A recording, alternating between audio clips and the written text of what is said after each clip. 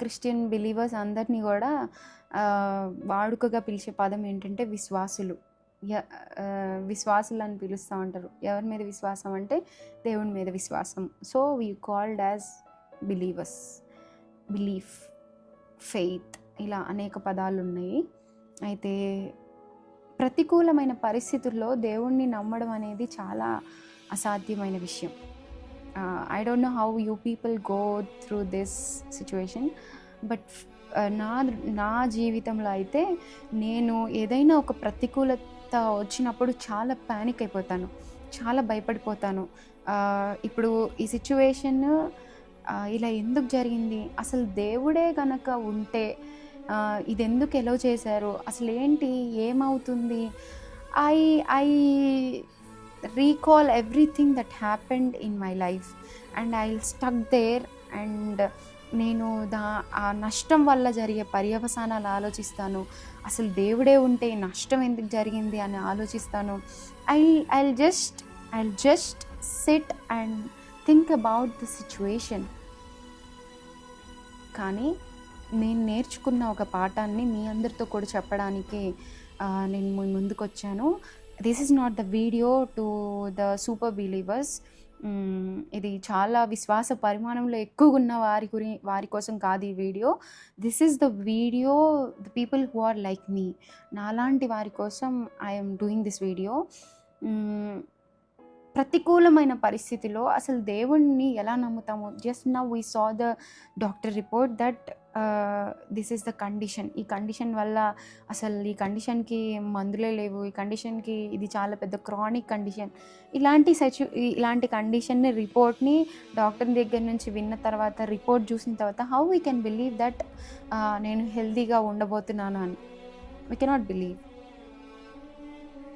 మన జీవితంలో ఏదో పెద్ద నష్టం జరిగింది, నెక్స్ట్ మంత్ ఈఎంఐ కట్టడానికి, రెంట్ కట్టడానికి, అసలు గ్రాసరీస్ కొనుక్కోవడానికి కూడా అసలు ఏది నీ దగ్గర లేదు.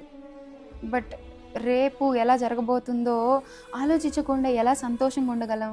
కానీ వాక్యం చెప్తుంది, సేవకులు చెప్తారు, ప్రభునందు ఆనందించుడి, మరలా చెప్పదని ప్రభునందు ఆనందించుడి. ఎక్కడి నుంచి వస్తుంది ఆనందం, ఎక్కడి నుంచి వస్తుంది సంతోషం అని చాలాసార్లు మనం అనుకుంటూనే ఉంటాం. And if we talk to the pastors or some other believers, they just like that they tell you యెహోవాను బట్టి ఆనందించాడే, అప్పుడు ఆయన మీ హృదయవాంఛలన్నీ తీరుస్తాడు అని.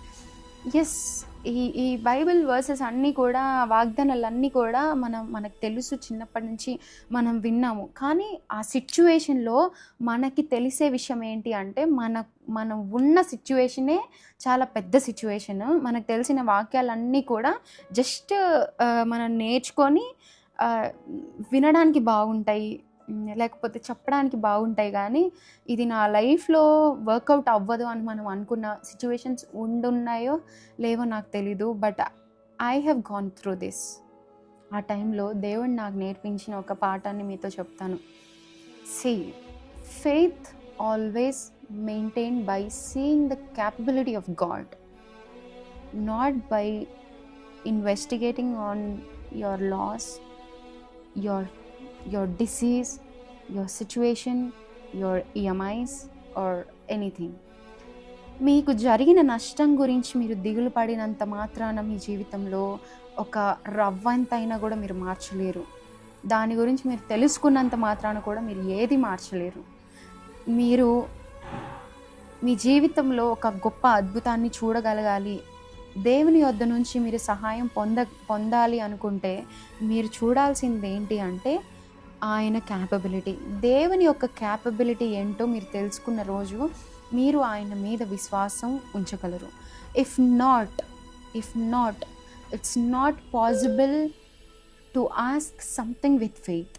దేవుడు అంటాడు, మీకు ఆవగించేంత విశ్వాసం ఉంటే కొండని చూచి అది నీళ్ళలో సముద్రంలో పడమంటే పడిపోయిద్దంట. But here the task is, ఆవగింజంత విశ్వాసం ఎక్కడి నుంచి వచ్చింది? when you know the God inside this book, when you know the God inside this holy book, ఈ పరిశుద్ధ గ్రంథంలో ఉన్న దేవుడు ఎలాంటి వాడో, ఈయన ఏం చేశాడో, ఈయన క్యాపబిలిటీ ఏంటో నీకు తెలిసిన రోజున నీ ఫెయిత్ అనేది మెయింటైన్ అవుతుంది.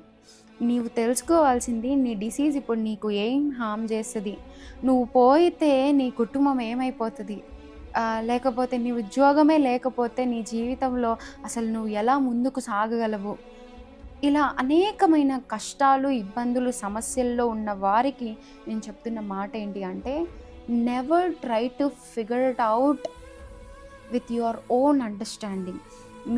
మీ యొక్క తెలివితో, మీ జ్ఞానంతో, మీకు తెలిసిన వాటిని బట్టి మీరు ఎప్పుడు కూడా మీరు ఆ సమస్యల నుంచి బయటకు రావడానికి ప్రయత్నించద్దు. When you know the ability of God, you will be out of the danger. Nothing is going to help you. Your doctors may treat you, but he is the one who need to heal you. వైద్యులు నీకు treatment చేయగలరు అంతే, స్వస్థపరిచేది మాత్రం దేవుడు మాత్రమే. when you get this you will be very happy. you just know about him. ఆయన ఏం చేశాడో తెలుసుకోండి. జక్కయ్యకి ఎవరు చెప్పారండి యేసయ్య తనతో మాట్లాడాలంటే మేడి చెట్టు ఎక్కి కూర్చోవాలని? He just want to know who is the God, and he encountered there, right? ఎవరు చెప్పారండి రక్తస్రావం కలిగిన స్త్రీకి ఆయన వస్త్రపు చెంగులో స్వస్థత ఉందని? ఆమె ఆయన క్యాపబిలిటీని చూసింది. ఆయన వస్త్రపు చెంగులో కూడా స్వస్థత ఉంది అని ఆమె ఆ క్యాపబిలిటీని చూసింది. అందుకే యేసయ్య అంటాడు, నీ విశ్వాసము గొప్పదమ్మా, నీవు స్వస్థపరచబడ్డావు అని. ఎవరు చెప్పారండి శతాధిపతి యొక్క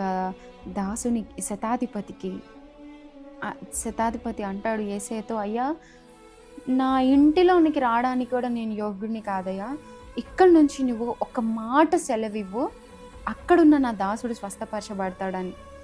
అప్పటి వరకు అందరూ యేసయ్య నన్ను ముట్టుకో, యేసయ్య నన్ను తాకు, యేసయ్యని ముట్టుకుంటే చాలు, యేసయ్య నాతో మాట్లాడితే చాలు, యేసయ్య నా ఇంటికి వస్తే చాలు, నా జీవితంలో ఏదో గొప్ప కార్యం జరిగిద్దని అప్పటి వరకు అందరిది ఒక అపోహ. కానీ అన్నిటినీ అధిగమించి అన్నిటిలో నుంచి క్రొత్తగా దేవుణ్ణి నమ్మగలిగాడు శతాధిపతి. అంటున్నాడు, ఇక్కడి నుంచి ఒక మాట సెలవిస్తే అక్కడున్న నా దాసుడు స్వస్థపరచబడతాడు. గాడ్ డిడ్ దాట్ అంటాడు. ఇశ్రాయేలులో ఇటువంటి విశ్వాసం కలిగిన వాడిని నేను ఎక్కడ చూడలేదు. అండ్ ఆ శతాధిపతి యొక్క దాసుడిని యేసుక్రీస్తు స్వస్థపరిచారు అక్కడ. And you know one thing, వీళ్ళందరూ కూడా యేసయ్య ఏం చేశాడో చూశారు. యేసయ్య ఎలాంటి వాడో, యేసయ్య గుడ్డివారికి కళ్ళు ఇవ్వడం చూశారు, యేసయ్య చచ్చిపోయిన వారిని లేపడం చూశారు, యేసయ్య అలా చేశాడు ఇలా చేశాడు అని స్వస్థపరచబడిన వారిని చూసి విశ్వసించిన వారు ఉన్నారేమో. కానీ గుడ్డి భర్తిమయి ఎవరిని చూడలేదు. అసలు యేసుక్రీస్తు ఏం చేశాడో కూడా చూడలేదు, తన కళ్ళతో చూడలేదు. ఎందుకంటే తను గుడ్డివాడు కాబట్టి. యేసుక్రీస్తు ఆ దారిలో వెళ్తూ ఉన్నాడంట. హీ షౌటింగ్ దావీదు కుమారుడా నన్ను కరుణించయ్యా అని కేకలు వేస్తున్నాడంట. ఇక్కడ ప్రూఫ్ ఏది లేదు. అంటే యేసుక్రీస్తు అనే ఆయన స్వస్థపరుస్తాడు అనే ప్రూఫ్ మనం ప్రతిసారి ప్రూఫ్ కావాలన్నమాట మనకి. గాడ్ ఏదైనా మన జీవితంలో చేయాలంటే వీ నీడ్ సమ్ ప్రూఫ్. దేవా ఏదైనా నాకు ప్రూఫ్ చూపించయ్యా, గాడ్ నాకు ఏదైనా ప్రూఫ్ నువ్వు నాకు చూపిస్తే I'll keep my faith, I'll maintain my faith అంటాం. భర్తిమయి ఏమి చూడలేదు, జస్ట్ హీ హర్డ్, విన్నాడు. యేసుక్రీస్తు వస్తున్నాడు ఈ త్రోవలో. యేసయ్య గుడ్డి వారికి కళ్ళు వచ్చేలా చేశాడంట, చచ్చిపోయిన వారిని లేపాడంట, రక్తస్రావం కలిగిన స్త్రీని స్వస్థపరిచాడంట. ఇలా అనేకమైన కార్యాలు యేసుక్రీస్తు చేసినవి గుడ్డి భర్తిమై వింటూ ఉన్నాడు. అండ్ విన్న ఆ మాటల్ని విశ్వసించాడు. గుడ్డివాడైనా కూడా యేసయ్యను ఆపగలిగాడు.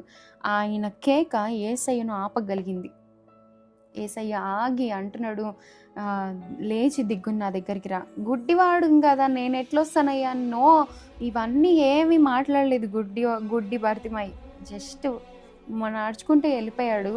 యేసయ్యని కలుసుకున్నాడు, కళ్ళు పొంది అక్కడి నుంచి వెళ్ళాడు. విశ్వాసము మెయింటైన్ చేయబడాలి. నీ విశ్వాసము పరిమాణము పెరగాలంటే నువ్వు యేసయ్య ఎవరో తెలుసుకోవాలి. ఆయనలో ఉన్న క్యాపబిలిటీ, ఆయన ఎంత శక్తివంతుడో, ఆయన ఎంత బలవంతుడో, ఆయనకు అసాధ్యమైనది ఈ లోకంలో ఏది లేదు అనే సంగతి నీకు తెలిసినప్పుడే నీ జీవితంలో అద్భుత కార్యాన్ని నువ్వు చూడగలవు.